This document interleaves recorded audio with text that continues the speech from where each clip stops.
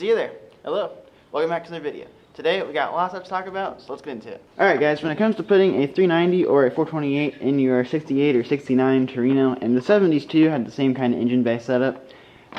When it comes to putting hooker headers on, so you can leave the passenger side headers on. As you're, stabbing the engine, you can leave the transmission in. We got it all in with the transmission also attached to it. And then you are going to have to put the driver's side headers together as you get close to it.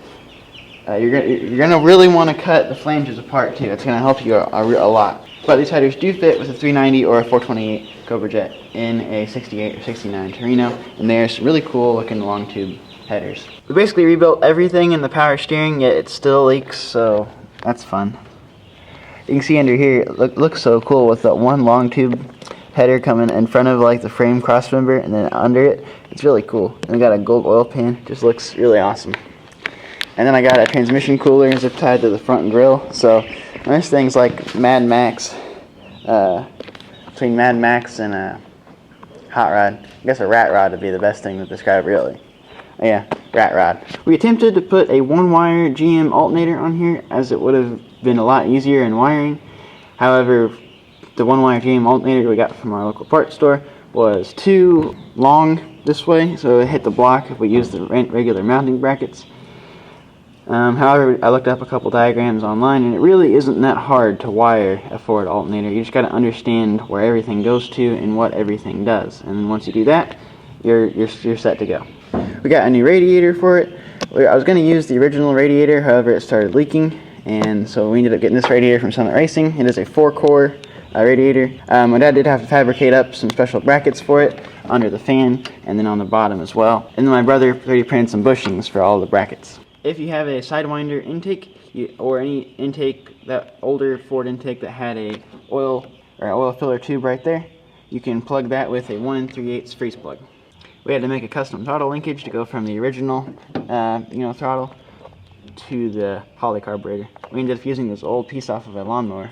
The very first time we took this for a ride, the power brake booster kind of worked, and then the next time we went to start it, it would not start, so I figured it's probably a vacuum leak. I plugged the line coming off for the booster, and sure enough, fired right up. So our brake booster is out of commission right now. We drove it to the car show with it attached, but obviously not hooked up to vacuum and not functioning properly. But manual brakes really aren't that hard anyway. Figuring out all this brake stuff was a real pain in the butt. I really need to learn more about brake flares and sizes and all that, because it is kind of hard to figure out. And the wiper motor, still got to work on the wiring there a little bit. It's a little messy. And then put the cowl back on, obviously. But the wipers do work now. That's the new voltage regulator. We ended up wiring the ignition and the alternator completely separately from the rest of the wiring harness in the car. And then we also just got a new wiring harness, so we're going to be rewiring the whole car anyway. But just for now, we have it wired separately like that. I will say, I kind of thought we had it wired up wrong, because the first time we started it, it kind of felt very hot. And then we verified all our wiring, and after a big headache, we eventually figured out that we had it right. It's just those things apparently run warm when they're working. So on a 68, 69, 70, probably a lot of Fords that have this type of steering box. I'll circle it here, but that adjuster screw right there, you want to tighten that to tighten up your steering if it's loose. There's basically 2 gears in there, and eventually the preload isn't enough on it and it gets loose, and the steering is very scary above 35 miles an hour, but if you tighten that down, it puts it right back to where it should. I just loosened that nut and then turned the screw until it wasn't even tight at all. I could turn it with my fingers, just until it got tight, until it stopped being able to turn it with my fingers, and then I figured that was probably enough, and sure enough, that seemed to work all right. I did a shade tree alignment on it, just to get it to the car show, pretty much. I used some jack stands and a piece of string, and really, it worked really good. This thing drives straight down the road, doesn't pull one way or the other. I think maybe the camber might be off a little bit, maybe. Just eyeballing it.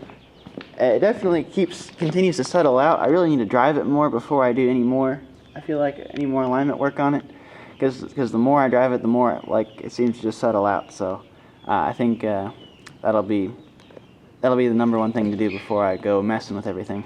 Had a stainless steel exhaust put on past the headers. It's 3" from the collector, and then it goes into an X pipe, and then 2 Flowmaster Flow Effects mufflers, and then side pipes right out the side, and it is awesome. I love that exhaust. That's the coolest thing ever. And it's made out of stainless steel, so it'll last probably longer than this car will. With the help of my progression ignition distributor, I was able to get the carburetor tuned in pretty good, and the timing tuned in pretty decent. A highway speed of 55 miles an hour, it'll pull about 2,400 RPM, which is quite a bit. You know, obviously that's due to the high rear gear ratio and just the no overdrive in the transmission. And maybe one day I'll swap a Trimec 5-speed in here. I think that'd be pretty darn awesome. But for now, it'll stay automatic for the time being. Just reading the spark plugs, I think it's probably a little lean right now. We ended up going probably putting about 30 or more miles on it to the car show and back. And the spark plugs just look very white. They're not really tan or anything, so I'm kind of thinking it's kind of lean. Probably need to go up a jet size or two, and the primaries at least. I mean, you don't hardly get into the secondaries at all under normal driving, and we even got 14 miles to the gallon going to the car show and back, so and I was driving like a grandpa, but still, I'm very impressed with that. For an 800 CFM carburetor on top of a dual plane intake that looks like a toilet, and then long tube headers and a 3-inch exhaust, there's no restriction on the airflow. It all comes down to the cam and the size of the valves and the compression ratio of the piston, so I'm very impressed with 14 miles to the gallon. One of the main reasons we're redoing all the wiring in the car is the rear taillights. The driver's side one, the turn signal and the brake light did not work, even though it's daisy chained from this one over to this one. This one did not work. So for the car show, we just tied them both together. We used Comet on the whole car and scrubbed it all down, tried to get all the oxidation off. The paint still isn't great, and it's never gonna be great. The car just really sucks in that department. But we ended up putting some patina sauce on it, and it really looked real shiny then. And I'll put a picture up there now so you guys can see it. Now it's all covered in dust because all that patina sauce just attracts all kinds of dust. And it's crazy.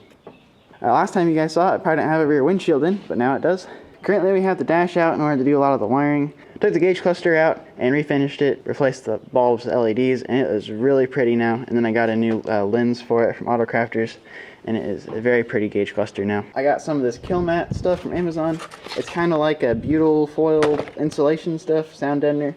It was pretty cheap, and that's kind of why I got it. So hopefully it'll be nice and quiet in there. The car show that we went to was a car show in Bristol, Indiana here. It's a really cool place if any of you guys are around here. I want to go there. It'll be next year sometime, but there's like 300 or so cars there that go every year, and it's just a really big event, and lots of cool cars, lots of cool people. That morning at the car show, we ended up putting the hood scoop back on. That's how finished the car was for the car show. But we're gonna try and fix the hood, pop the dent out, and paint it black. But the underskeleton of it is pretty much rusted out and shot, as is most of my car. So, you know, we're getting there. I also got this insulation from Auto Crafters. It's pre-cut, and it's supposed to be the correct sound deadening stuff for the car.